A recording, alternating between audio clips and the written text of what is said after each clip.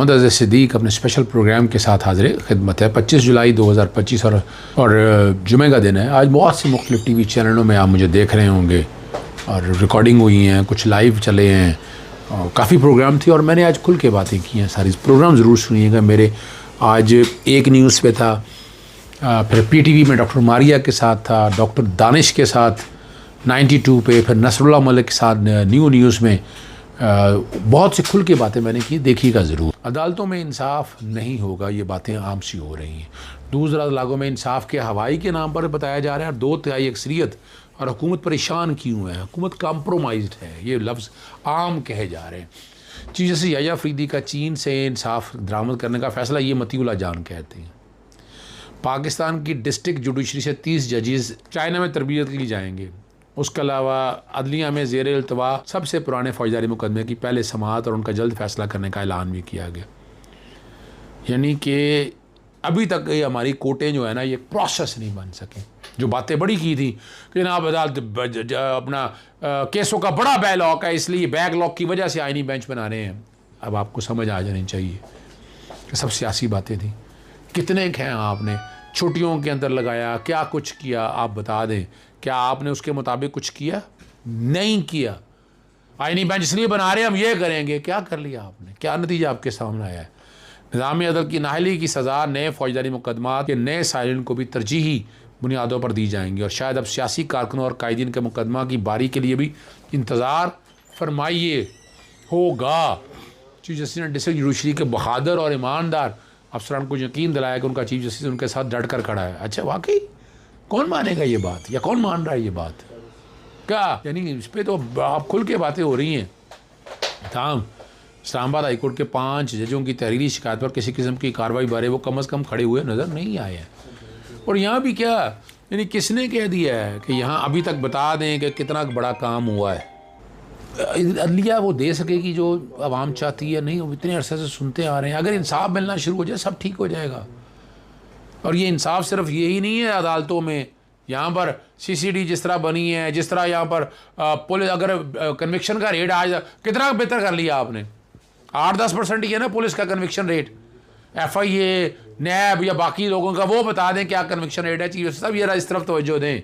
क्या किया है ज़रा इस तरह बताएं, कितने फैसले हैं ज़रा ये भी कौम को बताएं कि डिस्पोजल कितनी हुई है, ये 26वीं तरमीम के बाद कितना फ़ायदा हुआ, ज़रा ये भी बताया जाए। सिर्फ इतना ना बताया जाए, ठीक है तकरीर करना आपका हक है, लेकिन खाली तकरीर मत करें। आप आवाम को बताएं प्रैक्टिकली क्या कुछ किया है। चीज़ जस्टिस याया अफरीदी का दूर दराज इलाकों का सफ़र है और खिताब, ये खिताब ही हैं जो कर रहे हैं। अब इसके अलावा वो इंसाफ तो उस तरह नहीं मिल रहा। कहते हैं कि बतौर चीफ जस्टिस आज़ाद गैरब जानदार और ईमानदार जुडिशल अफसरान के साथ खड़ा हूँ। इस पर मैं क्या कहूँ? मैं कहूँगा तो कहेंगे यार आप गया आप तो जो, लेकिन हर एक को पता है कहने के, इनकी बातों पे यकीन कितने लोगों ने किया होगा? आप ये बताइएगा ज़रा, कितनी परसेंटेज है? ज़रूर बताइएगा कितने लोग इस बात पे यकीन करते हैं। मेरा ख्याल है मैं तो नहीं, मैंने बहुत से लोगों से सुना है, कोई ऐसी बात नहीं है। और इस पर यकीन करने के लिए लोगों को बहुत कुछ चाहिए। ठीक है जी। और बैरिस्टर अकील मलिक और तलाल चौधरी तंजीम साजी प्रेस कॉन्फ्रेंस की, उन्होंने कहा गैर मुल्की सोशल मीडिया कंपनियों को मुल्क में दफातर खोलने की दावत दे दी है और सोशल मीडिया कंपनियों से अकाउंट होल्डर का डाटा शेयर करने का भी मुतालबा कर दिया है। आज़ादी ज़ाहिर खामोश नहीं बल्कि दहशतगर्दी के खिलाफ दीवार बना रहे हैं। और ये बेसिकली पाकिस्तान तरीके के खिलाफ क्रैकडाउन की बातें हैं। यानी सोशल मीडिया और अपने कितना करना है, पीका लॉ के तहत इतना कुछ कर लिया, अब क्या करना है? और अब जो सांस लिया जा रहा है वो भी सांस लेना बंद कर देना है। वो घुटन का माहौल पैदा कर दिया है। साफ़ियों के साथ जो जुल्म हो रहा है, जो ज़्यादतियाँ हो रही हैं, वो सारी आपके सामने मौजूद है। क्या खुल के कोई बात कर सकता है? सोर्स नहीं पूछ सकते थे, अब सोर्स पूछा जा रहा है। और क्या है? कितने मुकदमे मैंने देख लिए हैं, मैं कई मुकदमों में पेश हुआ, मैं जाके वकालत की है। मुझे तो इसलिए अंदाज़ा है इस बात का, यानी मेरे लिए कोई अनहोनी बात नहीं, मेरे लिए सामने की बातें हैं। जो ये मैं सारा कुछ देख रहा हूँ, जो मेरे सामने एक एक चीज़ आ चुकी है, वो मैं सब देख, वो रिकॉर्ड के ऊपर चीज़ें मौजूद हैं। मोहम्मद अली दरानी ने नईम अशरफ भट्ट के साथ, हमारे दोस्त के साथ एक वीलॉग किया। मैंने कहा जी हुकूमत जो है ना इस वक्त कई बातों को करते हुए 2/3 अक्सरियत के करीब ले चुकी है। अनसिक्योर क्यों महसूस कर रही है? 2/3 अक्सरियत ले लियो, चुप करके मौजें करें, याशी करें, लेकिन आप क्या प्रॉब्लम क्या है? और हमने हमेशा देखा है जब ताकत बढ़ जाती है ना तो ताकत ले बैठती है। ये दुरानी साहब की बात में इत्तेफाक करता हूँ। उनकी बढ़ी हुई ताकत उन्हें नीचे की तरफ खींच रही है।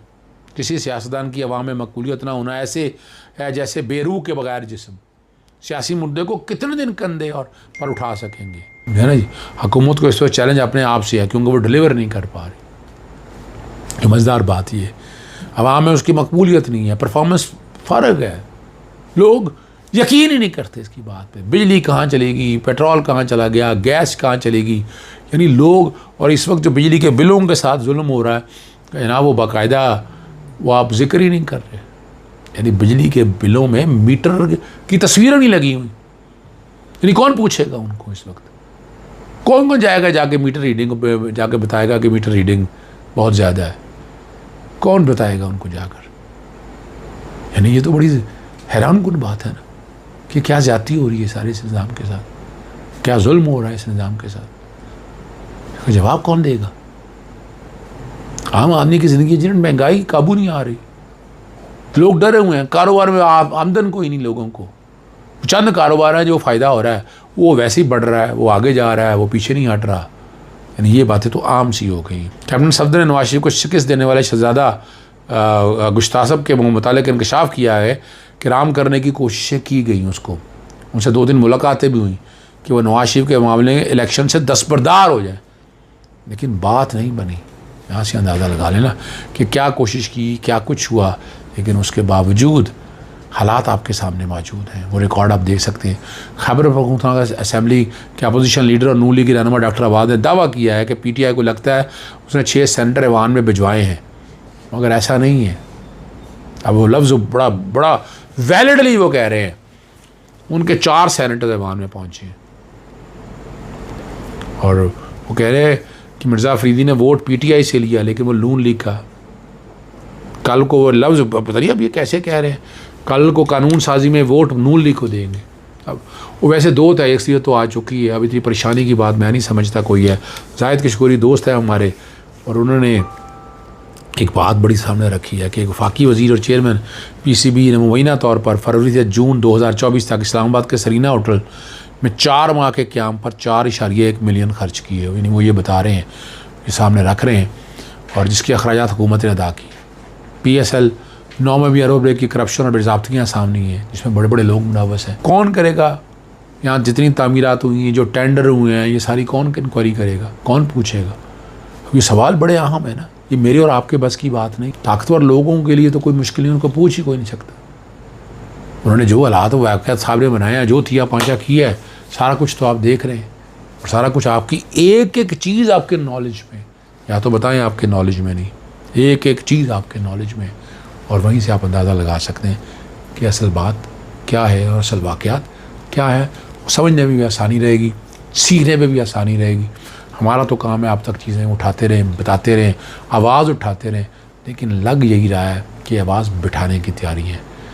और अभी 5 अगस्त के हवाले से लोग सड़कों पे शायद ना निकल सकें, आप याद रखिएगा, निकलेंगे लोग सड़कों पे, ये भी बता दूं मैं आपको। नज़रबंदी के ऑर्डर्स, 144 का नफाज, PCL, ECL, PNL में लोगों को रखना, लोगों के लिए बड़े दरवाजे बंद करके अभी छापे मार रहे हैं, लोगों को घरों से उठाया जा रहा है।